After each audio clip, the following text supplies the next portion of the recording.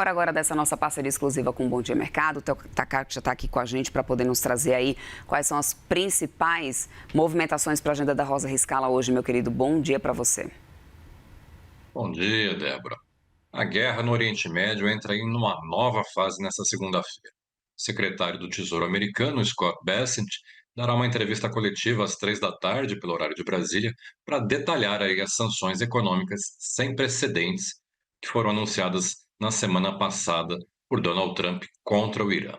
O governo de Washington suspendeu as negociações com o Teherã após o fim do prazo de 60 dias do memorando de entendimentos firmado entre os dois países lá em junho. A pressão econômica deve substituir as novas ações militares nesse momento, enquanto o Irã continua exigindo o fim das sanções sobre o seu petróleo para liberar o tráfego de navios pelo Estreito de Hormuz. O presidente do Irã, Massoud Pezeshkian, voltou a defender o memorando com os Estados Unidos como o melhor caminho aí para tirar o país da situação de nem guerra nem paz, e reconheceu que a instabilidade impede a entrada de investimentos. Já o Egito quer tentar aproveitar esse momento para reativar aí um canal de negociação entre americanos e iranianos.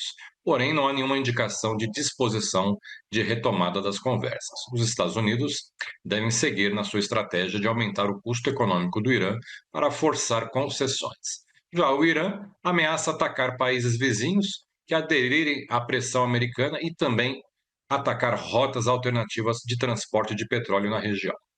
A nova escalada do conflito, ela amplia o risco para a oferta de petróleo justamente quando a Arábia Saudita e França discutem aí alternativas ao Estreito de Hormuz, por onde passa aí cerca de 20% do petróleo consumido no mundo.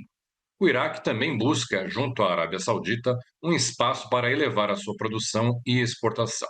O país pretende dobrar a sua produção e atingir entre 8 e 10 milhões de barris por dia até 2032. O governo de Bagdá enviou seus ministros de petróleo e de finanças para a Arábia Saudita justamente para defender uma cota maior de produção dentro da OPEP. O Iraque está entre os produtores aí mais afetados pelo bloqueio no Estreito de Hormuz.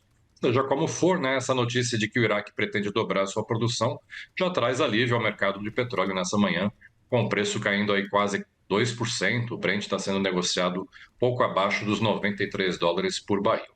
Mas tudo pode mudar de tarde, aí a depender do que o Scott Bessent vai dizer, Débora. É isso, a gente segue aqui de olho nisso. Além de seguir de olho na guerra, né, teremos ainda uma agenda carregada de indicadores e eventos nessa reta final de agosto. Então, conta pra gente o que vem por aí, Theo. O principal evento da semana para os mercados vai ser na sexta-feira, né, quando o presidente do Fed, o Kevin Warsh, fará um pronunciamento durante o simpósio de Jackson Hole, né, justamente em um momento particularmente delicado aí para a política monetária americana.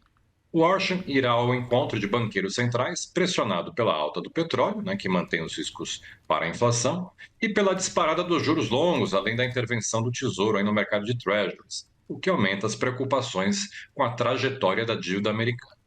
A ata da última reunião do Fed mostrou que vários dirigentes estão inclinados a um novo aperto monetário, mas o mercado agora buscará sinais de como é que o Warsh avalia esse equilíbrio e, principalmente, se ele ainda considera possível uma alta de juros ainda neste ano.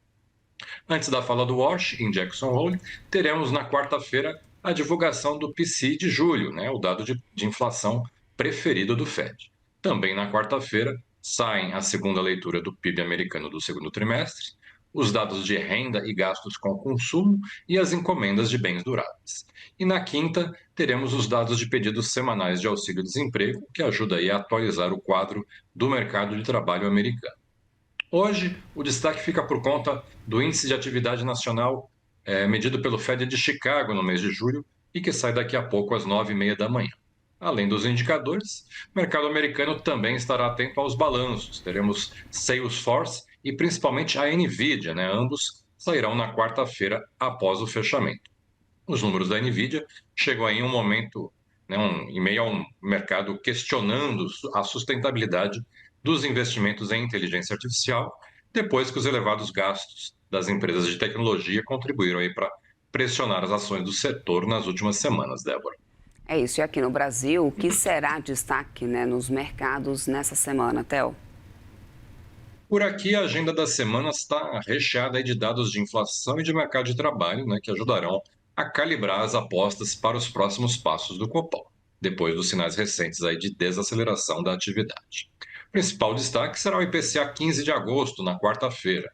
O resultado será acompanhado especialmente aí para se avaliar a composição da inflação e o comportamento dos núcleos e dos serviços, né, no momento em que o mercado segue acreditando em um novo corte de 0,25 ponto da Selic na reunião do Copom de setembro. Na quinta-feira, a PNAD contínua de julho atualiza o quadro do mercado de trabalho, outro dado importante aí para medir a intensidade da desaceleração da economia. Lembrando que a taxa de desemprego estava em 5,4% no trimestre encerrado em junho. Outro dado importante de emprego, o CAGED de julho, está previsto para sexta-feira, depois de ter marcado a criação de 145 mil vagas no mês de junho.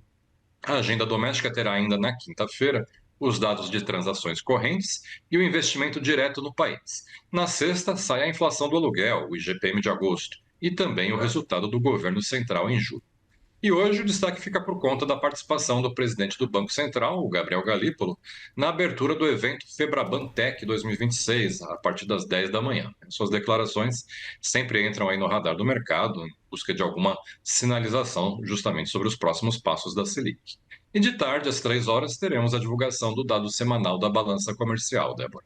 Pois é, e a gente segue, obviamente, atualizando todo mundo aqui, meu querido. Muito obrigada. Boa segunda-feira, boa semana, Theo. Tchau, boa semana, até amanhã. Até mais.